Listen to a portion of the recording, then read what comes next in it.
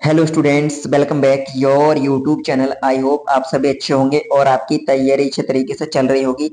जैसा कि आपने थंबनेल में देख ही लिया है, आज हम बात करने वाले हैं पॉपुलेशन एक्सप्लोशन की। इसमें हम बात करेंगे पॉपुलेशन एक्सप्लोशन या जनसंख्या विस्फोट, जिसको हम कहते हैं। जनसंख्या विस्फोट क्या है? इकाई समय में किसी क्षेत्र में तीव्र गति से बढ़ने वाली जनसंख्या वृद्धि को होने वाली जनसंख्या वृद्धि को हम क्या कहेंगे? पॉपुलेशन एक्सप्लोशन या फिर जनसंख्या विस्फोट कहते हैं। ये इसकी डेफिनेशन होती है। इसकी यदि हम बात करें तो सन 1900 की हम बात करें, सन 1900 जो डाटा हमें एनसीईआरटी में दिया गया है उसकी हम बात करेंगे।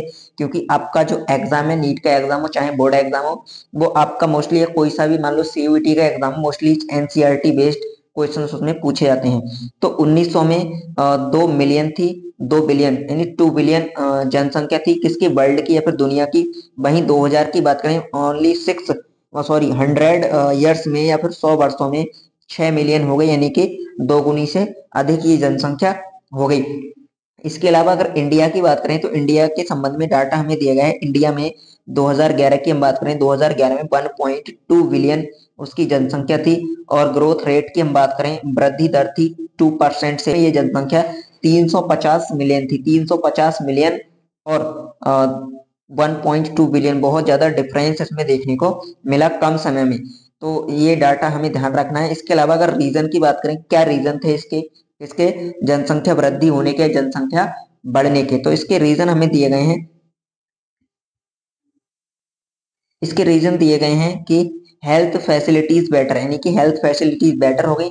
जब हेल्थ फैसिलिटी बेटर होंगी तो कोई भी व्यक्ति की मृत्यु नहीं होगी। मृत्यु नहीं होगी तो सभी व्यक्ति है, सभी जीव क्या होंगे? सभी मनुष्य अपनी लाइफ साइकिल को पूर्णतः हम कह सकते हैं रिप्रोडक्टिव एज तक करेंगे और वो रिप्रोडक्शन करेंगे। उसके अलावा वो अन्य संतति को जन्म देंगे। और पहले क्या होता था कि जो प्रेग्नेंट मदर है उनकी डेथ हो जाती थी, कई बार चाइल्ड की डेथ हो जाती थी। बट जैसे जैसे हेल्थ फैसिलिटीज बढ़ी, किसी प्रकार से जो हम कह सकते हैं मनुष्य की आकस्मिक जो मृत्यु थी, वो मृत्यु क्या हुई? कम हुई, जिसके कारण जनसंख्या में तीव्र वृद्धि हुई। बेटर लिविंग का अर्थ होता है रहन सहन का स्तर बढ़ा, जिसके कारण जनसंख्या वृद्धि अधिक हुई।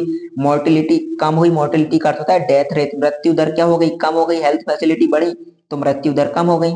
इसके अलावा अगर हम बात करें कंट्रोल की, इसको कैसे कंट्रोल किया जा सकता है, तो इसको कंट्रोल करने के लिए कुछ बातों का ध्यान रखना है। जैसे कि अवेयरनेस, लोगों को अवगत कराना चाहिए कि अगर जनसंख्या वृद्धि अधिक होती है, जनसंख्या बढ़ने से क्या क्या प्रॉब्लम हो सकती है, कौन कौन सी परेशानियों का सामना करना पड़ सकता है। वही हम बात करें लीगल एज की, legal age of marriage, marriage की एक लीगल एज होनी चाहिए जो कि इस समय 18 और 21 है। मेल के लिए 21 है, फीमेल के लिए 18 है, जो अभी बढ़ाकर और कर दी, मतलब और बढ़ा दी गई। बट जो एनसीईआरटी में डाटा दिया गया है उसके अनुसार आपको यही जो डेट है वो, सॉरी, ये जो ईयर है या फिर एज है वो आपको ध्यान रखनी है।